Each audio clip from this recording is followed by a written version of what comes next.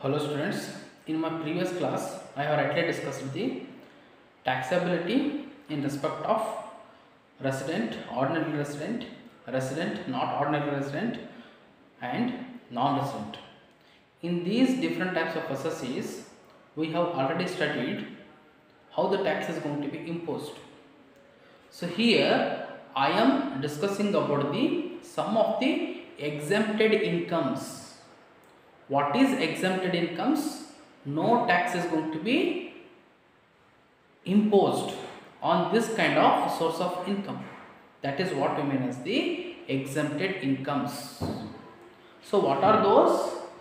Agriculture income in India is fully exempt as per section 10 subsection 1. So speaking about the agricultural income in India, it means that any kind of income or the earnings so made from the agricultural land, and that agricultural land is situated in India.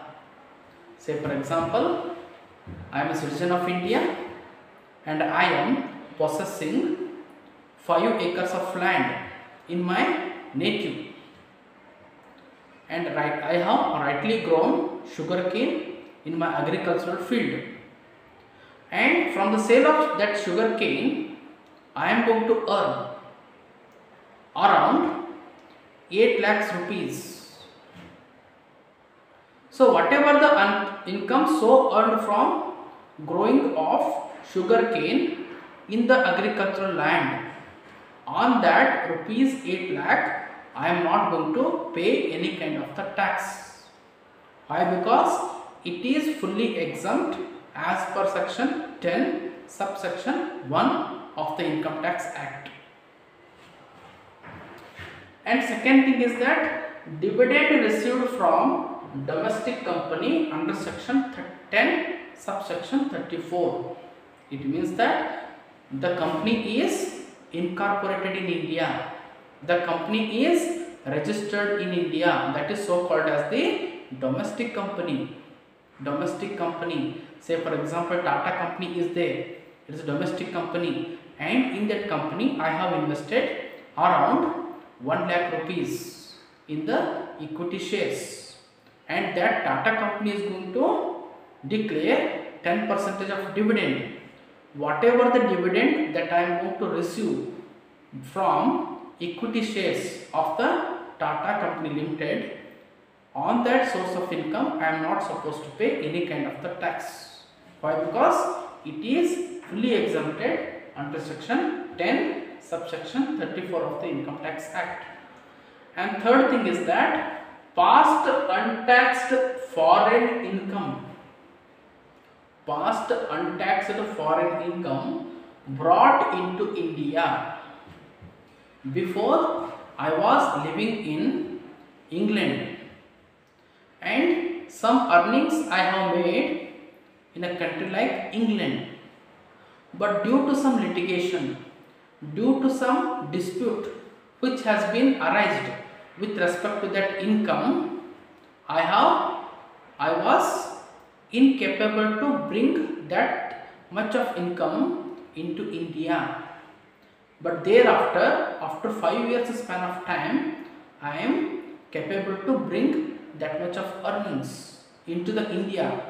Whether it is going to be taxed in India, answer is no. Why? Because it is a past untaxed foreign income brought into the India. When that kind of any income which was under the litigation or the dispute, if it is going to bring in India, that is also not going to be taxed in country like India. And fourth thing is that interest on post office savings bank account under section 10 subsection 15. Say for example, central government, so as to attract the savings from the public, what they have introduced? They have introduced the some of the fixed deposit scheme. Say for example, if I have kept my amount in the SB account, and just by keeping my amount in the SB account, if I am going to earn any kind of the interest interest so earned on the SB account of the post office, only of the post office, that interest is not going to be taxable in India. Okay, if suppose if I am going to keep my deposits in any commercial banks or the cooperative banks or the nationalized banks, if I am going to earn any kind of the interest, that is going to be taxed. But the thing is that only the deposits which have been kept in the post office, if I am going to earn any kind of the interest from the FDs source kept in the savings bank account of the post office, that is not going to be taxed according to section 10 subsection 15. And fifth thing is that receipt from Hindu Undivided Family Business, HUF. As we all know that HUF are the Hindu Undivided families, and if they are conducting any kind of the business, if any income is going to be earned by the co-partners of that business, that income so earned by conducting the HUF business, that is also not going to be taxed in India under section 10 subsection 2. And next thing is that sixth one, share of income from partnership firm. It is as good as the HUF only. Here the partners are going to enter into the partnership deed with an intention to earn any type of the business. Say for example, there are 5 partners are there and they have invested 1 lakh each, and the amount of capital investment is the rupees 5 lakhs, and that partnership firm is going to earn 50,000 profits for the previous year, and each partner is going to receive rupees 10,000 in the form of the profit. Then that 10,000 in respect of the each of the partner is not going to be taxable. And next seventh thing is that salary received from UNO. UNO, the full form of the UNO is the United Nations Organization. If you are going to receive any kind of sources of salary from the United Nations Organization, then it is fully exempt in India. The next thing is that the income from UTI, Unit Trust of India. It is one of the leading financial institution, and if you are going to earn any kind of income, either it can be dividend or either it can be interest, if such sources of the income are going to be earned from the UTI, Unit Trust of India, that is also not going to be taxable in India. So these are the different sources of income on which the tax is not going to be paid.